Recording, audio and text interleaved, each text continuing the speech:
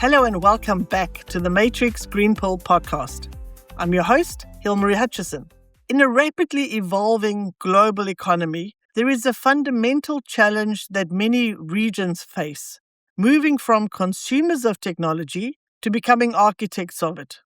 Today's guest comes from one of the most historic merchant families in the Gulf, a legacy that stretches back 138 years to the era of dhows and regional trade. But instead of simply following default settings and legacy systems, he chose to rewrite them by taking that heritage in a completely unexpected direction. Mohamed Adel Fakhro was the first Bahraini graduate of Stanford University and is now the chairman of Infinite Loop. Today, he is bridging century-old merchant history with the radical world of CRISPR, robotics, and adaptive AI. He knows what it means to honor a century-old legacy while radically disrupting it, and he is a vocal advocate for sovereign R&D, proving that the Middle East can evolve from a consumer of technology into a primary creator of it. But despite the high-level science, Mo is remarkably grounded, a coffee enthusiast and gym goer who leads with what we call a human, honest approach. Mo, welcome to the show. Thank you. Before we dive into biological moats and genomics, I'd like to begin with our signature green pill question. What was your green pill moment, the action or event that was the turning point for you or your career? It's a bit unusual, I suppose. My story started off, as you said, by going to Stanford, my career story at least. And then it followed the relatively traditional route of moving back to Bahrain, getting into the family business, starting my own companies that were perhaps more traditional than outlandish. And I did dabble a little bit in technology. But I suppose to me, my green pill moment happened, may sound like a cliche, but I read Elon Musk's biography around 2016 or 17. And for me, that was an eye-opener that rather than creating a business in restaurants or a business in fitness or education or trading or property, you could actually create a business that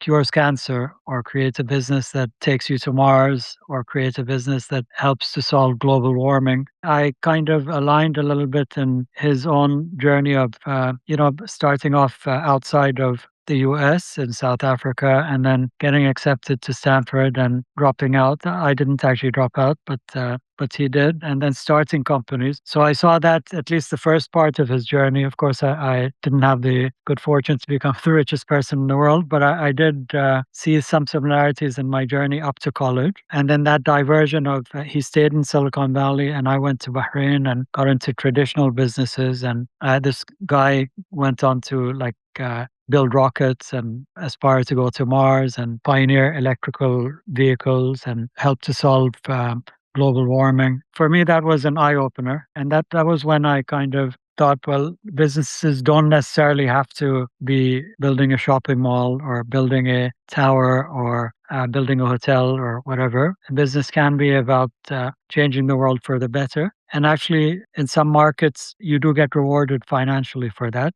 Thank you for sharing that. I love that you were inspired by Elon Musk's story and his biography, and that it inspired you to then think about, rather than traditional businesses, to create a business that had a bigger vision to solve bigger problems. Now, let's step back and look a bit more into how your journey unfolded. You mentioned that you graduated from Stanford with an economics degree. So you could have stayed in Silicon Valley or taken a comfortable executive seat in your family's highly successful business, but instead you returned to Bahrain to disrupt a 138-year-old family legacy. When did you realize that your path wouldn't be in traditional trading, but in the radical world of gene editing and robotics? When it comes to gene editing, of course, there was, I did read the book of Jennifer Doudna, who was the pioneer and creator or discoverer, if you can call it, of gene editing. She is a professor at UC Berkeley, University of California in Berkeley, also in San Francisco. She and Jennifer Carpentier, I believe is her name, they discovered that genes could be edited. By editing genes, you could change people in very fundamental ways. And that captured my interest because at the time I had known a lot about genomics, and it was an area that I had studied very intensively in the late 90s during the time of the Human Genome Project. And I had kind of forgotten about the sector. I mean, I had invested in some stocks that had done quite well in the sector, but beyond that, I had kind of forgotten about it. And I had just gotten on with my day to day. But then reading that kind of captured my imagination about what is possible through gene editing. I mean, we all know the field of medicine allows you to transform the human body in ways that are perhaps cosmetic, like you could have cosmetic surgery, or you could have like non-invasive surgeries to your external appearance, or invasive ones for your external appearance. Then, of course, even within the body, you could, fix things like you can unclog a heart artery, or fix a heart valve, or fix other parts of the body. But this is very fundamental. Going into the genes of a human is the most basic part of the human body. For those who are not aware, when a person is created, like the sperm cell and the egg cell merge, it creates a cell called the zygote, which is the first cell of each of us as humans. And that cell is the cell that contains the DNA of each person. And it contains 50% of the genes of the mother and 50% of the genes of the father. And then that cell is the one that duplicates, goes from 1 to 2, and then 2 to 4, and then 8, 16, and so on, until a human body is formed within the womb, and then develops into a human. And so the DNA within the cell is the most basic part of a human, but it's what determines everything about us: our height, our color, do we have any genetic diseases? Are we born with Down syndrome, or are we born with type 1 diabetes, or do we have our mental capacity, and all of these things? That's all determined by the code within our genes. For me, that was a realization that I could perhaps change the world by perhaps allowing people to live longer, or live more happily within their lives by adapting their genomes. Of course, it's very long term in nature, and the technology itself, CRISPR, is one that is still developing, but it's one that holds a lot of promise because it allows us to. It's sort of like a virus that. If I can compare it to a virus that spreads to all of our cells, but it edits each cell's DNA in the way that it's instructed to. For example, to repair the part of the DNA that is responsible for a person having sickle cell anemia, for example, or other ailments. That's the most obvious thing that everyone would agree to. Like nobody would be against that, because diseases like that are very harmful and disruptive to people's lives. And of course, there are more exotic variations of that don't particularly appeal to me, like and that are of course more controversial, like deciding on the color of the eyes of your child or whatever, more vain things that are not really of interest to me. What appeals to me about it is the ability to allow people to live longer lives, and lives without genetically diseases that are caused by perhaps variations, if you want to call them, in our genomes. Everything comes out of that, basically, like dementia, or Alzheimer's, or like type 1 diabetes, or propensity for type 2 diabetes. Just about any sort of illness that you can think of is influenced by a person's genes. Of course, it's influenced by the environment as well, what you eat and whether you exercise and all of that stuff. But to a large extent, it's also determined by a person's genes. Fascinating. Elon Musk had an impact. So did Jennifer Doudna. Was it her book, The Codebreaker? That's right, yes. So she won the 2020 Nobel Prize in chemistry for her pioneering work in gene editing. And as you say, it's not just cosmetic changes. This is making a change at the fundamental level, at the DNA level, which can change the future for humans. So it's a very big thing that you decided to get involved with, because it can so change the core of a person's future. You are bridging, as we mentioned earlier, a 138-year-old heritage with 21st century robotics. When you look back at the Dow traders of 1888, what is the one first principle they lived by that you still apply to your modern labs today? Every business survives because of cash flow and dies because of cash flow.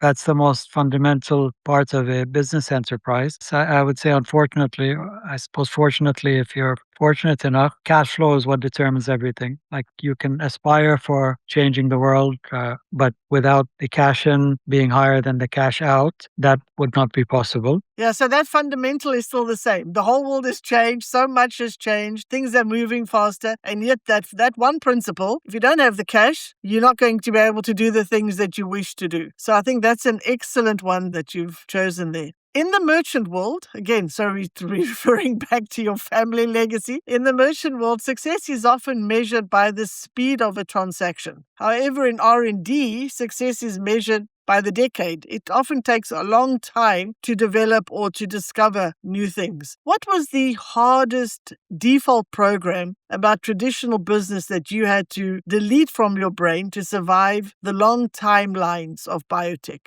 The main issue is, like you rightly said, the investment in R&D. We find this also with the AI-related products that we create, but in biotech and medicine, it applies as well, that you can't be profitable from day one. I mean, it's technically impossible because you need to invest at the most basic level to get regulatory approval for your medications, which would take a very long time to get. Whereas as a trader, you could be profitable from your first day of business. You could collect money from a customer and then pay it to a supplier, and the difference is yours. But of course, without R&D, the barriers to entry are much lower. Of course, as a company that invests in R&D, that company could become autonomous, less dependent on external parties. So as a trader, there are multiple stakeholders. There's the manufacturer, and then there's the customer, and then of course there's the shareholders and the management, and there are many layers of that you need to balance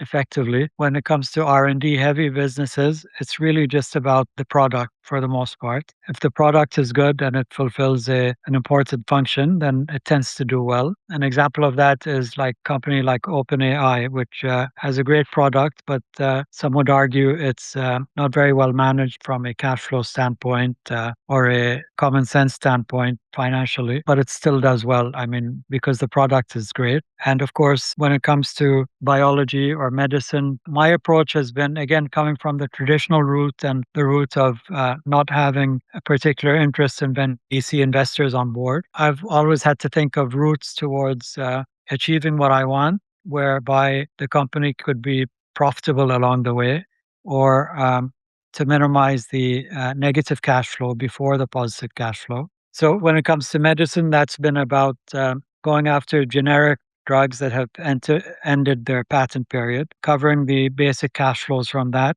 and gradually investing in research and development to go further down the food chain or up the food chain, I suppose you would say, towards becoming more and more innovative with the solutions that we provide. I think the businesses are very different in nature, and it is very difficult to explain to traditional people in this region how it works, how the economics work. I've never been keen on venture capital per se because I do feel that financially I would be better off to build up businesses to be very large independently that I would wholly own, and then to do an IPO or later stage funding. I feel that that is a more effective route for me. Because you invested in products where their patents have expired. And if I'm not wrong, that's also how Vivek Ramaswamy also made his fortune in doing something similar, right? Yes, you're right. I think he did that very well in the US. There's a lot of money to be made in that sector. More importantly, I would say to most people, you can save a lot more lives by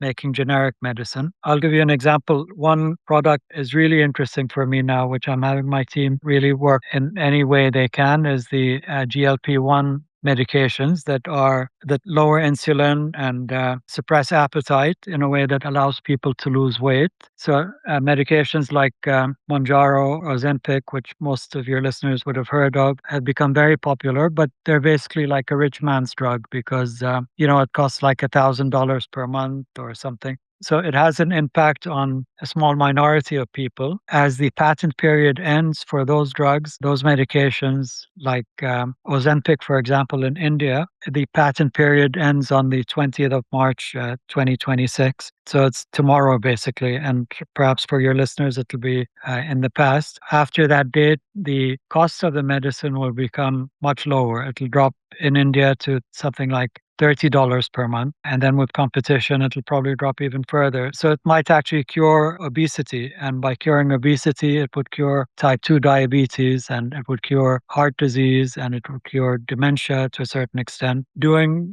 things in generic medicine is very interesting in terms of the impact that it can have on human life. Is a great entry towards more advanced R&D work. Yeah, that's an area I'm interested in very much. Yeah, I love that you are also investing in these generic medicines because, as you say, lots of the things that can solve problems for everyday people are simply too expensive for them. So by having companies like yours who's willing to invest in that part and get generic medicines at a price where everyone can benefit from it is absolutely brilliant. You're right about that. I'd say also a pandemic was fixed by some very smart companies or some very smart people, I'd say, companies from the US and China and Russia. But the scale that allowed it to be distributed around the world happened through, very large factories that depended on that. Basically, kind of, mass market adoption of products that are sold more cheaply. I believe in the case of COVID, it was a global pandemic, so the governments of the world adapted it forced a certain pricing in some markets, but it's equivalent to selling generic medicine, and that's what fixed the problem. But you're absolutely right. I mean, in some cases, it's very sad and painful to see cases where people have cancer, for example, but they can't afford the latest type of chemotherapy or the latest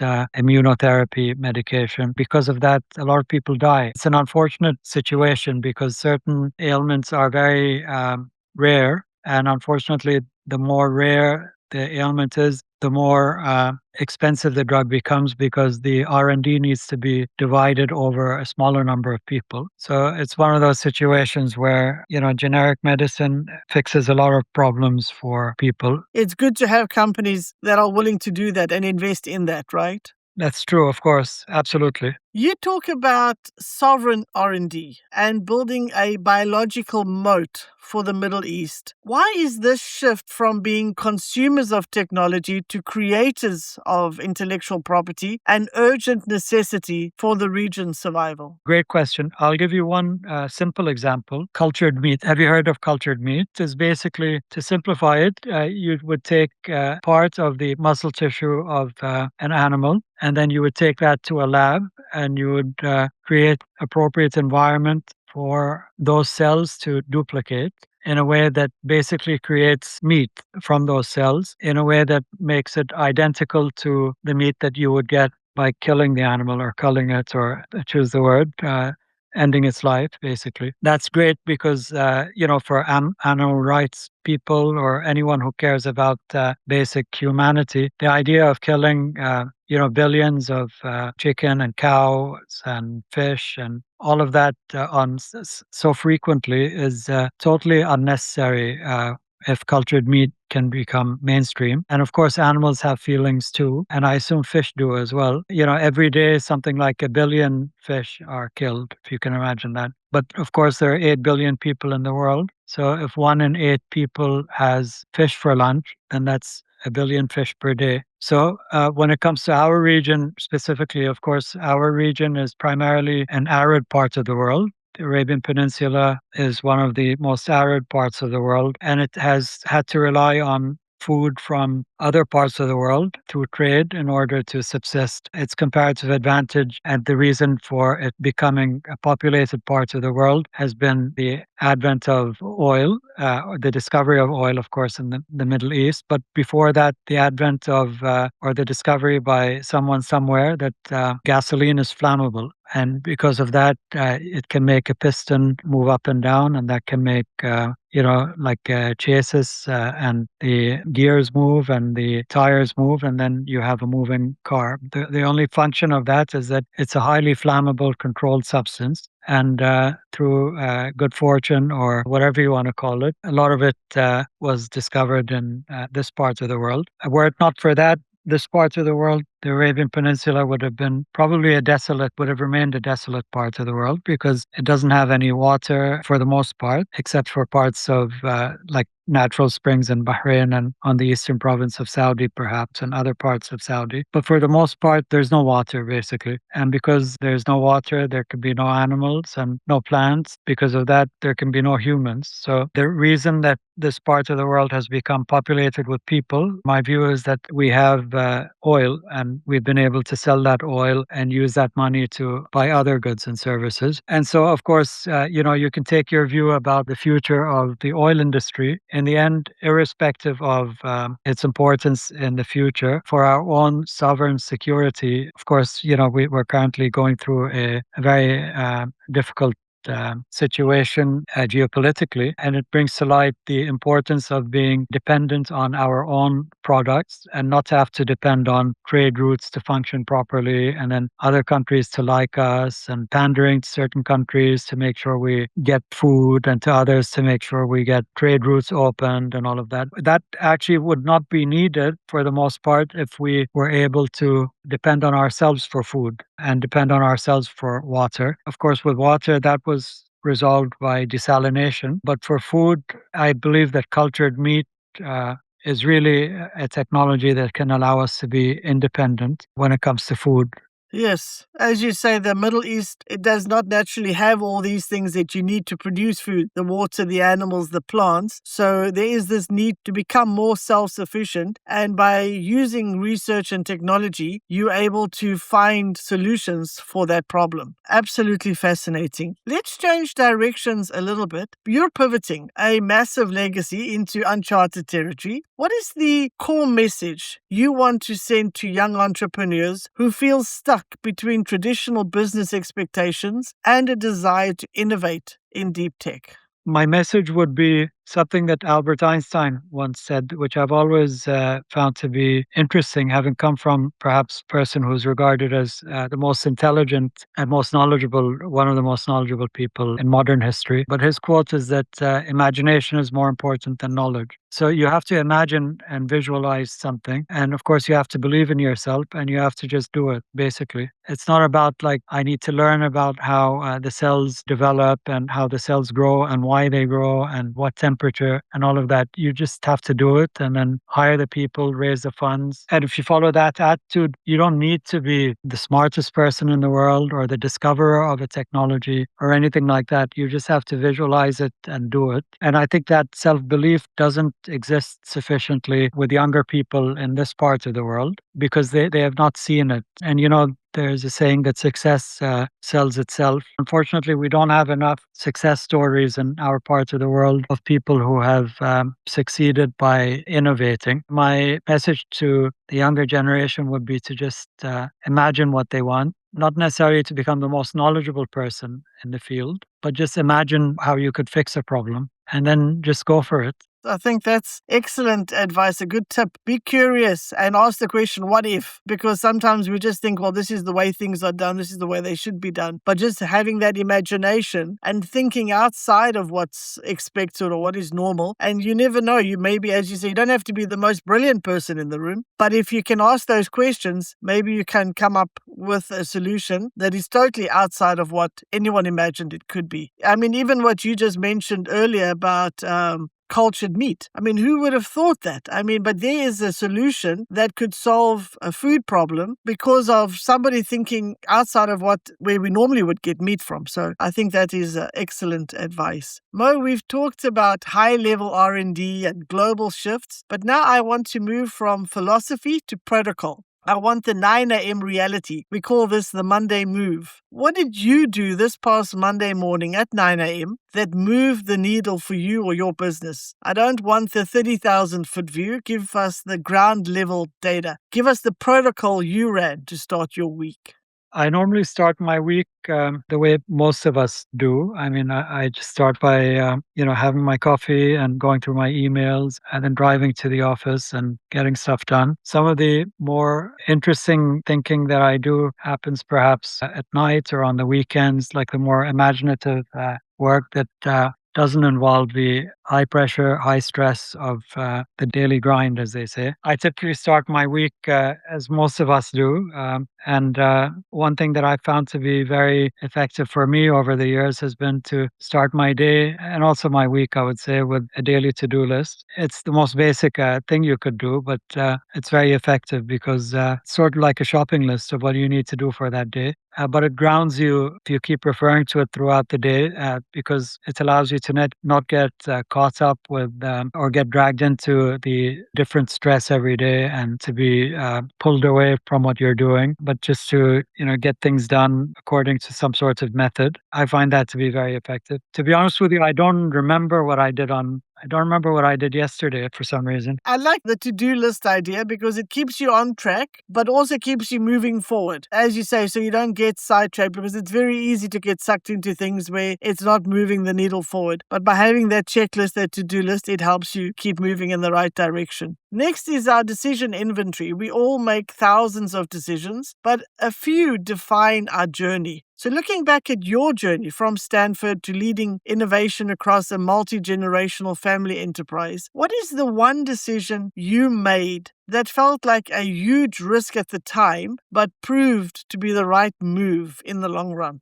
Perhaps taking the leap into the unknown of getting into businesses that are not particularly traditional in nature, because that involves a lot of risk. And this part of the world, people value or they care about reputation, whatever that is. Depends how you define it. But here it's defined more as if a person has not failed at a business, or a person has been able to pay their bills on time, or has been able to do things according to a traditional mandate, then they're considered to be of high moral caliber and to be respectable. And of course, that flies in the face of, if you can call it, the entrepreneurial journey, because most entrepreneurs have to take huge risk and they have to put everything on the line. And unfortunately, I'm in a place like Silicon Valley where failure is accepted. And in fact, I won't say it's encouraged, but certainly a person who has failed is more valuable to an investor than a person who has not failed, because he has learned or she has learned what not to do. And there's like the famous saying that Thomas Edison failed 1,000 times with creating or inventing the light bulb before he finally came up with the working prototype. I mean, in our part of the world, unfortunately, failure is looked at very negatively. A funny example that I sometimes tell people, that my grandfather once won an award for having never had an accident, a car accident. Had never been in a car accident. He won some sort of traffic award. I remember being about 10 years old, and it was just a funny thing, that he got that. Latter parts of his life with a chauffeur, so he actually never drove. And so his success was actually, in this context, of course, he did a lot in his career for the community and for his children. But in this context, he actually won an award for doing nothing. That is so funny. I love that story. Thank you for telling that. Yeah, if you don't ever drive, you're never going to have a car accident. Brilliant. This is what I said to my daughter recently. She's just failed her first time at taking a driver's license. She's 17. I said, don't worry. You are better off than somebody who's not even tried to take their first test. So it's okay to fail. You are successful just because you tried. Because, of course, it's crushing for a 17-year-old to fail, For sure. I remember myself also having failed my first driving test. It's always a shock because growing up as a child, you only see success and failure with your grades. But that for most people is the first, situation where you see it in the real world. So it can be crushing to. Yeah, that's a good point. I hadn't thought of it like that, because you're right. She's very successful at school. She gets really good grades. She's used to being a winner. First time in her life, she failed something, because even when she took the learners, she passed it the first time. So this was a big shock to her system. And I was, trying to pep her up and say, don't worry, at least you tried, because many of her friends have not even started to take a test. Or, I love your story. Thank you for sharing that. Now we've come to the segment of our show where I will ask you some rapid fire questions, our version of a game show. Are you ready? Yes, of course. What is one technology trend you think is currently completely overhyped? I would think nothing is actually overhyped currently, in my view. The current trends are appropriately hyped, I would say. Many people think that AI is overhyped. I think it's actually underhyped because the huge potential. If you could put one message on a billboard for every aspiring scientist in the Middle East, what would it be? Just do it. Nike. What is the best piece of advice you received during your time at Stanford? I did receive a lot of advice, but I'd say one thing I learned from there was this guy, an Iranian American guy who had immigrated to the US after the fall of the Shah, I mean, the 1970s or thereabouts, or perhaps before, I don't recall. But when I met him, he gave us a speech at a entrepreneurship and technology class that I was taking at the time. And he gave us the story of Abraham Lincoln, that of course he became the well-known and many spheres, the iconic father of American democracy and of America itself. But actually, he had failed multiple times in his life. It's almost, if you read through his biography, you would see that he had failed a huge number of times. So this guy, this entrepreneur who had started 6 or 7 companies in succession, some of which serial entrepreneur, you would call it, some of which had succeeded, many of which had failed, as normally is the case with companies. Since 1 in 10 companies fails, in terms of probability. He gave us this very nice presentation, and he said, "I want to tell you the story of someone." He didn't tell us his name, and he said that. Tell me who you think this person is. He failed at his first business. He failed at his second business. I don't recall exactly Abraham Lincoln's. He failed at his marriage. He failed at the first time he ran for Congress, second time, then he became the president. And so nobody guessed that. And the correct answer was that it's probably the most iconic person in American history. So his message to us was that it's okay to fail. That was his advice. And I took that with me. I love that. Excellent, excellent advice. Again, somebody who was so successful, but the number of times he failed, and in many different things, in business, in relationships, even in politics, until he became president. So absolutely phenomenal. Excellent advice. Will AI actually make us more human or just faster versions of our current selves? I think depends how you define humanity or what makes us human. Most people think that AI will make us work less and that we'll go from being, working 9 to 5 to just having robots working for us. What I see is that so far, at least, it hasn't made us work any less. Like anyone would agree with this, that the most appropriate indication of what's to come is, what's the trend been so far? And the trend for me has been that AI hasn't made me work any less. It's just made me more productive. It's made me receive more emails. It's made me send out more emails. Of course, everything is much better written now. If anything, instead of, spending my time writing emails, now the skill that I need is to read emails more quickly because every email is much longer and AI just makes us just more productive, which I suppose would be your latter thing of us just doing things more quickly and making us less human and more robotic. Interesting. And for somebody who works in AI a lot, this is definitely something you're familiar with. Oh, for sure. I mean, one thing, if I can elaborate, is we're developing we do have a product called Artify 360 that that's been in existence for around 5 years now. And it's part of a company in India that I own called Voyager IT Solutions. And that company, we pivoted, or we decided some years ago. Actually, when we named it, we decided to name it Artify because I saw that AI was going to transform the enterprise software field. Today, what we're focused on is making that enterprise software product the nerve center of the company. So any company, rather than it being led by individuals, it'll be led increasingly by AI agents who will complete tasks for us. This is, maybe you may consider this to be science fiction, but it's actually coming, which is that we are getting to a situation where AI agents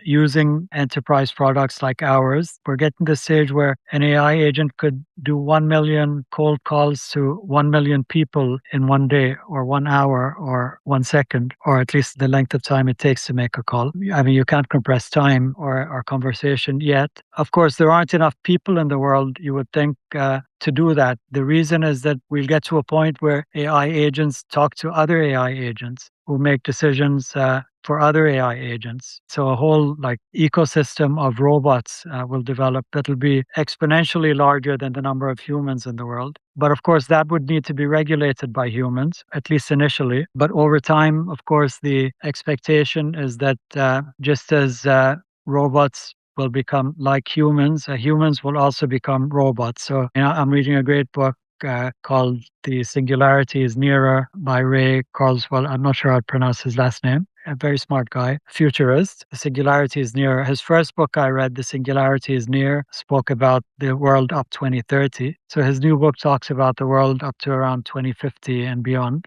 And one of his expectations, which I believe will come true, is that we'll start to have chips in our brains, and then our brains will become replaced gradually by computers. And if you can allow me to elaborate a little bit, there's this philosophical concept, I don't recall what it's called. He refers to it in his book, where if you have a ship, or a dhow, I suppose you could call it a dhow. That's perhaps more relevant to our discussions. My great grandfather had a dhow, and he replaced one plank with a new plank, and then a second plank with a new plank, and then he replaced the sail with another sail. It would still be the same dhow, but it would have new parts. But if you had gotten to the point where he would replace every part of the dhow with a different part, to some, that would be considered to be the same dhow, but with newer parts. But to others, it would be considered to be a brand new entity. Ray, the author, says in this book, is that we are getting to the point where the heart can be replaced by mechanical valves. The brain can have a microchip that can enhance our knowledge. Our ligaments can be replaced by titanium and things like that. And I'm sure there are other things that don't come to mind currently. So we will get to a point where we'll ask the question, what is a human? I mean, who am I, basically? Like the most basic question that any person would ask is who they are. Is your soul in your brain, or is it in your heart, or is it in your thoughts? But if you replace your brain gradually with memory chips and microchips, and you replace your heart with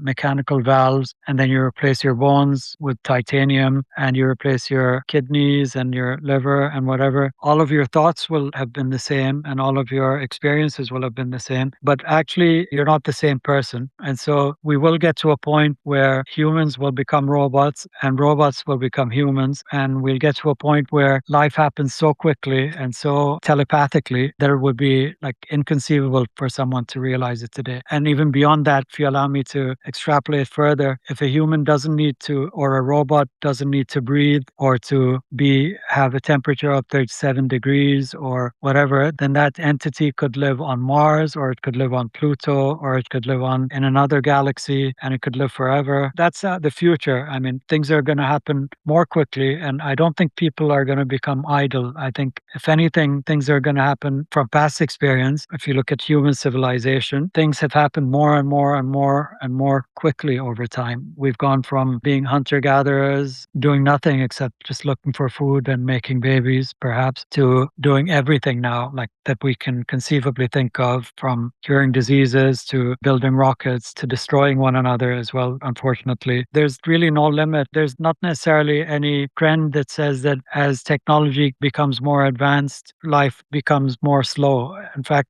as it becomes more advanced, I think things will happen more and more quickly. I should have known that I will not get a short answer about AI from somebody who works in AI all the time. No, I love it. It's both terrifying and exciting. The book you mentioned was Ray Kurzweil, The Singularity is Nearer. When we merge with AI, I think that they're already preparing youngsters for this future. My daughter used to play a game called Detroit Become Human. And honestly, you could not tell the difference between who were the robots and who were the humans, except for some little chip or something on the side of their head. You knew which one was which. Young people might be more open and more willing to adapt to this kind of future. But again, as you say, it's being open and having an open mind to the possibility of what could be. Fascinating. My last question on this section. One book every entrepreneur should read. I found an interesting book that I had read some years ago called What They Don't Teach You in Harvard Business School that would be quite useful to young entrepreneurs, because it talks about things that you don't necessarily learn in school, about like social interactions and how to play your cards and that sort of thing. I found that to be quite useful because it was nothing I had ever learned in school or in university. I think that would be one. And then I'd suggest reading up on other entrepreneurs and recognizing that success and failure are two sides of the same coin. I mean, one book that really inspired me was Richard Branson's biography. I read that maybe 20 years ago now or more. I really liked that book because, I really like Richard Branson as a person, and I also really like his way of thinking, and I admire him for what he has achieved. And then I also see in his book or biography that he has actually failed at many things, like with Virgin Cola or with, I suppose Virgin Galactic, you could say more recently, or some of his other ventures that have not done so well, but and yet he's still extremely successful. I'd suggest reading up on people like that. I'd say Elon Musk is a bit of an outlier, and of course his story is not yet concluded. Reading his biography might be a little demotivating for anyone except other than him, because he doesn't not seem to have really failed. He's come close to failure, but he has, at least in business terms, he has done well. So I wouldn't recommend necessarily reading that for sure. Like what they don't teach you at Harvard Business School, or by Mark McCormack, the guy who created a sports marketing company called IMG, and then Losing My Virginity by Richard Branson, I'd say. Thank you for the insights. There's this saying, I don't know if you'd care to know about it, but they say that smart people, if I can call myself that, never make good leaders because they overthink things and they elaborate on things too much. And to lead a large group of people, you have to be, not a thinker for sure. Well, I love the stories you tell, and you've got so much knowledge that you're able to share with us. I absolutely love it.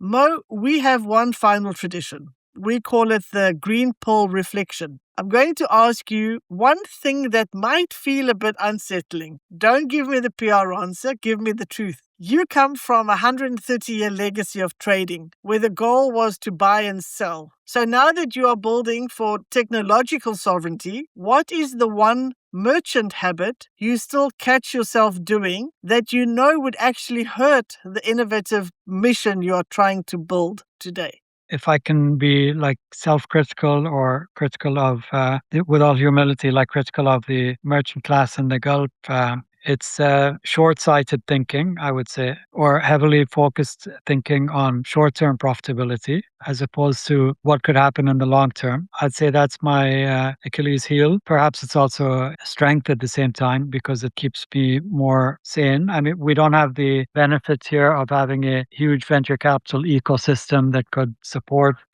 startups. That merchant thinking does tend to be short-term in nature as opposed to long-term when it comes to the profitability of a particular business line, because of course the legacy is one that most family businesses would want to continue for a long time. They tend to not have much patience when it comes to financials that don't look good within the first 1 or 2 years. They'd usually tend towards closing down that business. Yeah, so you've almost got to force yourself to think long-term rather than looking for those short-term gains, as you spoke about. Because as you said earlier on in our conversation, cash flow is what it's all about. Mo, for the listeners who want to follow your journey or learn more about the work you are doing, where is the best place to find and follow you? Thank you for that. I'd say my personal website, it's actually mofakhro.com. I can spell it out because it's not really a traditional English name, so it's harder to spell. It's mofakhro.com. And then through that website, you could come to know about. I have links there to all of my social media pages, and everyone is welcome to reach me. I like to talk to people very much. And then, of course, it has links to some of my articles and, some personal stuff about my journey as well. Perfect. We'll have those in the show notes as well.